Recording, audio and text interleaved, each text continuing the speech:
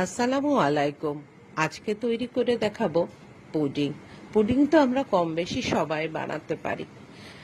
আর যারা পারেন না তাদের জন্য এই সহজভাবে তৈরি করার পদ্ধতি নিয়ে আসলাম।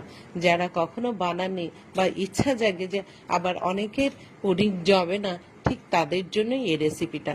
চলুন, আমি ক্যারামেলের জন্য আলাদা চিনি নিয়ে নেইনি। একবারেই যে পাত্রে বসাবো তাতেই অল্প করে চিনি দিয়ে এই যে গ্যাসের চুলার উপর বসে চামচ দিয়ে ঘুরিয়ে ঘুরিয়ে সেট করে নিলাম। ঠান্ডা হতে দিব। 2টা ডিমের পুডিং। এই যে 2টা ডিম নিয়ে এসে তারপরে একটা এগ বিটারের সাহায্যে ভালো করে আমি ফেটে নিলাম। তারপরে বড় বড় 2 চামচ চিনি দিয়ে দিলাম। কাপের মাপের আধা কাপ হবে। চিনিটা ভালো করে মিশিয়ে তারপরে 10 টাকা দামের একটা গুঁড়ো দুধ দিয়ে দিলাম। আর গুঁড়ো দুধ তার সঙ্গে এই যে দেখেন 1 চামচ কাস্টার্ড পাউডার। বলেছি যারা পুডিং জমাতে পারেন না তাদের জন্য এই